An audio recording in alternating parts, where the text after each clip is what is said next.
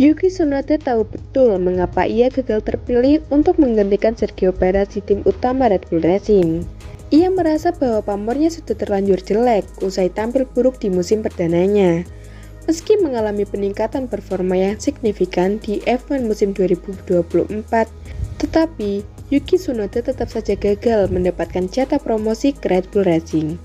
Manajemen Red Bull justru memberikan promosi itu kepada Liam Lawson yang masuk ke kompetisi Formula One baru-baru ini. Menanggapi keputusan Red Bull yang tidak adil itu, Tsunoda tentu saja merasa kecewa. Ia tahu bahwa citranya sudah terlanjur buruk karena performa yang buruk di musim perdana beberapa tahun lalu. Jadi, ketika Tsunoda sudah bersinar sekalipun, ia juga jarang mendapat pujian seperti pembalap Red Bull lainnya. Seharusnya Red Bull membuka mata. Sebagai seorang debutan, mana mungkin seorang pembalap akan langsung muncrat dan bersinar. Minimnya pengetahuan akan kompetisi dan adaptasi dengan mobil F1 tentunya tidaklah mudah.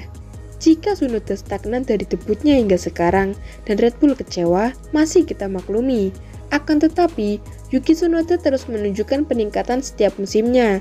Jadi, alasan kecewa dari Red Bull itu terkesan mengada-ada saja.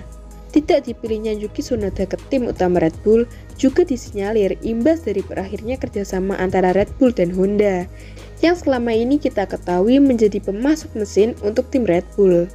Red Bull merasa kecewa dan dikhianati oleh Honda yang mengatakan ingin rehat, namun justru menjadi pemasok mesin untuk tim Aston Martin, yang membuat petinggi tim Red Bull geram dengan sikap Honda ini. Sekarang menjadi masuk akal kenapa Yuki Tsunoda tidak dipilih oleh tim Red Bull untuk menggantikan Checo. Maka dari itu, Yuki Tsunoda ada karena adanya campur tangan pihak Honda. Namun, meskipun dibawa oleh Honda, Tsunoda bukanlah sekadar pembalap pelengkap saja. Jadi, garis besarnya, Yuki Tsunoda merupakan korban balas dendam dari Red Bull kepada Honda.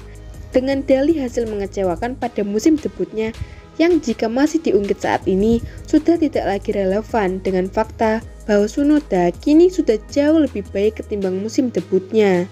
Saya rasa itu adalah bagian dari kesalahan saya karena saya tidak bisa langsung tampil bagus di tahun pertama.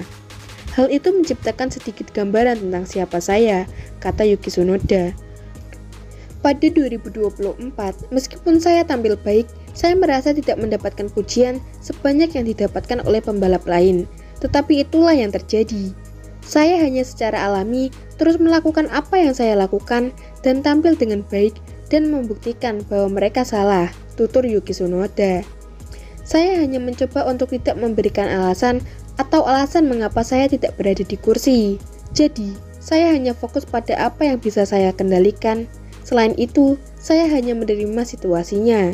Saya yakin saya bisa melakukan pekerjaan yang lebih baik dari apa yang mereka pikirkan, tutup Yuki Tsunoda.